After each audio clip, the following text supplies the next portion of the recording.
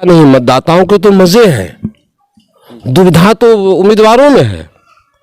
उन तो मतदाताओं में क्या दुविधा होगी, वो तो मजे में है। अभी चुनाव तक विकास तो सिर्फ मतदाताओं का होगा, उसके बाद 5 साल तक जो जीतेगा उसका विकास होगा। नमस्कार, मैं अमरजीत कुमार कक्कू अपने सहयोगी अनुराग आनंद के साथ टुडे न्यूज़ लखीसराय के लिए आज मैं मौजूद हूँ सोढ़ा नगर परिषद क्षेत्र के 14 नंबर वार्ड में, जहाँ उम्मीदवार तो नहीं, एक ऐसे व्यक्तित्व से आज हमारी मुलाकात और बात होगी जो सोढ़ा को लंबे अरसे से जानते रहे हैं। पत्रकारिता के क्षेत्र में भी एक इस्टेब्लिशमेंट रहा है इनका, और हर एक सामाजिक विषयों पर, राजनीतिक विषयों पर एक गूढ़ नज़र रखते हैं। और उस शख्स का नाम है कृष्णदेव कुमार उर्फ बंटी जी। बंटी जी, सबसे पहले आपका बहुत बहुत स्वागत है हमारे इस चैनल पर। धन्यवाद धन्यवाद कक्कू जी। अरे आपने इस लायक तो समझा कि हमारा भी विचार लिया जाए, हैं किस मुद्दे पर विचार लेना चाहते हैं आप?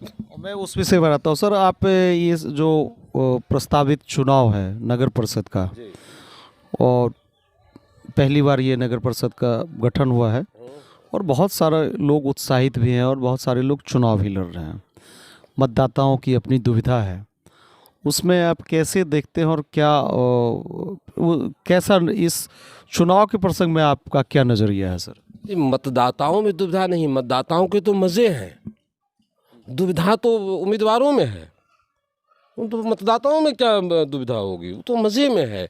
अभी चुनाव तक विकास तो सिर्फ मतदाताओं का होगा, उसके बाद 5 साल तक जो जीतेगा उसका विकास होगा। मतलब आप कहते हैं कि तात्कालिक विकास मतदाताओं का होगा 10 दिनों और लंबे समय तक हाँ, जो जीतेगा वो वो बिल्डिंगें, ज्वेलरी, खेत खलियान, वो जो चुने जाएंगे, बोलेरो, स्कॉर्पियो, ये वहाँ वो लंबी पंचवर्षीय योजना जो है विकास की, वो वहाँ उधर है, वहाँ चलेगी, जो चुन कर आएंगे प्रतिनिधि के तौर पर। अभी अभी हमारी जनता का ऐसा विकास है कि अभी जहाँ जाएंगे वहाँ 10 आदमी प्रणाम करने वाले मिल जाते हैं। माने आप रास्ते से जा रहे हैं, जो आदमी आपको कहीं मुड़कर नहीं देखता था, मिलते ही जोर से प्रणाम ठोकेगा, इतना कि आप घबरा जाएंगे, अरे रे प्रणाम ठोक दिया है, हाँ आपको देंगे आपको देंगे आपको देंगे, यही बात है। ये सही है सर, और आप साक्षी भी रहे हैं और सहयोगी भी रहे हैं। पिछले दिनों मैंने भी एक चुनाव लड़ा था बीते वर्ष, पंचायती राज में जिला परिषद का, और बहुत हद तक शर्तें यही थी जो आप आज बोल रहे हैं। मुझे बड़ा माला वाला पहनाया गया था और जिंदाबाद वगैरह हुआ था, बहुत भोजन भात भी हुआ था, और उसके बाद इन्हीं प्रबुद्ध मतदाताओं ने मुझे से लोगों को 4 नंबर पर रखा था। और लगभग सारी चीज़ें वही होंगी सर, या कुछ बदलेंगी इस बार? कक्कू जी, कठिनाई कहाँ होती है, आप देखिए मतदाता भी उतने ही शातिर हैं। मतदाता को आप इतना आसान नहीं समझें। उसे पता है कि जो उम्मीदवार उसके पास आया है वो क्या बोल रहा है। आप या तो जातिवाद के आधार पर गोलबंदी करना चाहते हैं या क्षेत्रवाद के आधार पर गोलबंदी करना चाहते हैं। आप चाहते हैं कि मतदाता गोलबंद हो, गुच्छा में वोट मिले। मतदाता क्या चाहता है? मतदाता भी यही चाहता है कि चाहे गुंडा हो, आवारा हो, निकम्मा हो, नकारा हो, हमारी जाति से हो। जाति फिर प्रबल रहेगी आपके हिसाब से, जो बोल रहे हैं बरसों बरस तक की जो परंपरा रही है, इस बार नगर परिषद में कमोबेश वही हालात रहेंगे जैसा आप समझते हैं? देखिए, जब हम माइक्रो लेवल पे जाते हैं ना, तो जातीयता की जो भावना होती है ना, वो टूटती है कुछ विशेष परिस्थितियों में।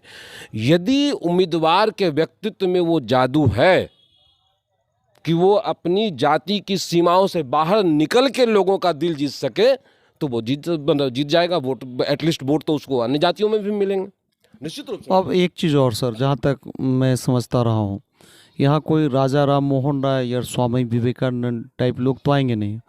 उन्हीं जो लिमिटेड लोग हैं जो जिन्होंने उम्मीदवारी दाखिल की है, उन्हीं में से जनता को भी चुनना। और ये लोग तो ऊपर से आने नहीं हैं, ये तो यही हमारे समाज से ही होंगे। जनता के सामने भी तो वही दुविधा है सर। देखिए, जनता के सामने ये दुविधा होती है। जनता के सामने विकल्प क्या होता है? जो सबसे बेस्ट हो, 5 उम्मीदवार यदि है तो उसमें सबसे बेस्ट हो। अब बेस्ट का आकलन हम कैसे करेंगे? सीधी सी बात, देखिए बहुत एक ट्रिकल डाउन थ्योरी है पॉलिटिक्स में और इकोनॉमी में, जिसमें हम मान के चलते हैं कि जो विकास है ना, डेवलपमेंट की जो अवधारणा है वो नीचे से ऊपर की ओर जानी चाहिए। हम जानते हैं कि हमारी समस्या क्या है। दिल्ली में बैठा हुक्मरान नहीं जानता है कि सुरीढ़ा के इस गांव की समस्या क्या है। तो यदि विकास की अवधारणा नीचे से ऊपर की ओर जाती है ना, तो ये संभव है कि लोग जो है, या हमारी समस्या का निदान होगा। हमारी समस्या का निदान वहाँ बैठकर नहीं हो सकता है।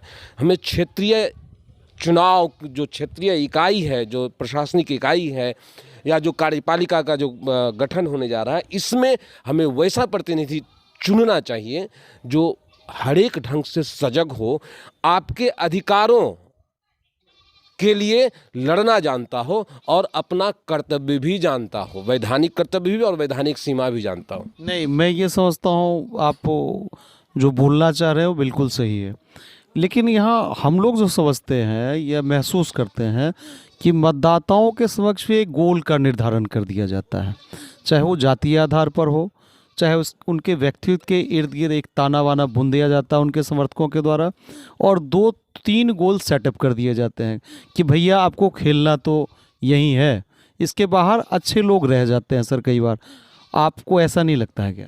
देखिए, नैरेटिव बनाया जाता है ना, और ये शतरंज का खेल होता है।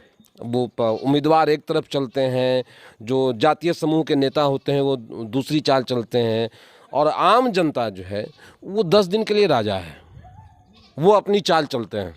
एटलीस्ट उसका नहीं इतरा के चलना, उतना तो चल ही सकते हैं अभी 10 दिनों तक, उसके बाद इतरा के चलने का अधिकार जनता का खत्म है। और इससे वो बेखबर है कि वो लोग इस लोकतांत्रिक व्यवस्था में परमानेंट राजा हैं, लेकिन फिलहाल लग रहा है कि जो मिलता हो यार वो आ जाए, चाहे वो देसला या वायलर, चाहे जो भी हो, चाहे जैसी भी व्यवस्था हो, वो एप्रिसिएटेबल है और उसे आने दो। बिल्कुल बिल्कुल आने दो। बट इस चीज़ से लोग उबर रहे हैं निश्चित रूप से। अब लोग ये देखते हैं कि उम्मीदवार का व्यक्तित्व क्या है, उसका बैकग्राउंड क्या है और किस हद तक वो सक्षम रहेगा। कुछ लोग हैं, ये जो फ्लोटिंग वोटर्स होते हैं ना, ये उसी को वोट देंगे। हाँ, कुछ लोग हैं जो जातीय दबाव में, जातीय सीमा में, क्षेत्रीयता के दबाव में वोट देंगे, लेकिन बहुत सारे लोग हैं जो मैं लोगों से मिल रहा हूँ, या आम जनता अपने गांव के लोगों, युवकों से बातचीत होती है, या बाज़ार में युवकों से बातचीत होती है, तो ऐसा लगता है कि बड़ी संख्या फ्लोटिंग वोटर्स की है, जो चाहते हैं कि हम उम्मीदवार अपने लायक चुनें जिस पर हम गर्व कर सकें। वरना ऐसा उम्मीदवार क्या चुनना, ऐसा प्रतिनिधि क्या चुनना जिसका नाम लेके ज़िंदगी भर आप शर्मिंदा होते रहें। वो मतलब वो फ्लोटर वोटर एक परसेप्शन पर आखिरी वक्त में एक अवधारणा बनाई जाएगी, एक नैरेटिव सेट किया जाएगा, और वो जो फ्लोटिंग वोटर्स हैं वो इसके साथ जाएंगे। अब मेरे ख्याल से जो आखिरी के 2 दिन में जो है ना, वो नैरेटिव को जो है बदलेंगे, तो ये फ्लोटिंग चाहे वो क्रीड के आधार पे जाए, चाहे परसेप्शन एक जो सेटअप किया जाएगा। बाकी चोरों की तरह सेंधमारी तो चल ही रही है, चलती रहेगी आखिरी दिन तक।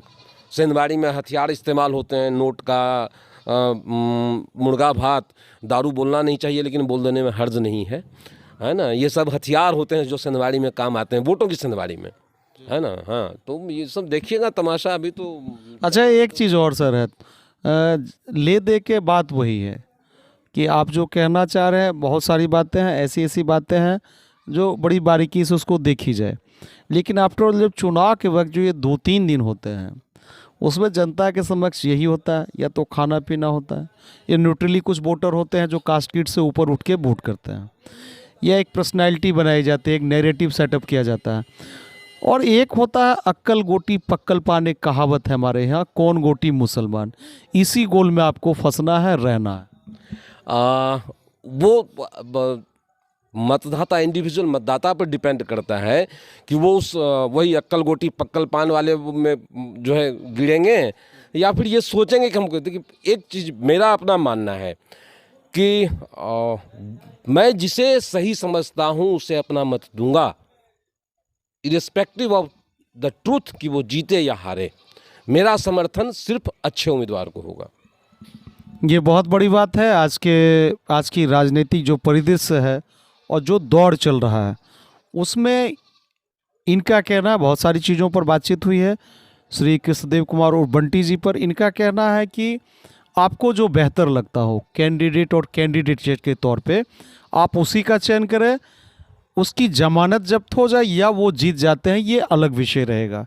कैंडिडेट सर्वोपरि हो चुनाव में, चूँकि ये अगले 5 साल के लिए पूरे सोढ़ा नगर परिषद क्षेत्र के नीतियों के निर्माता होंगे और उनका व्यक्तित्व बहुत मायने रखेगा। वो किस तरह के हैं, वो सारे कास्ट क्रीड मज़हब को बैलेंस करके चलते हैं, नहीं सारे चीज़ों पर खड़े उतरते हैं कि नहीं। धन्यवाद। ये थे कृष्णदेव कुमार और बंटी जो बड़ी बारीकी से और बेबाकी से अपनी बात को रख रहे थे हमारे टुडे न्यूज़ के चैनल पे।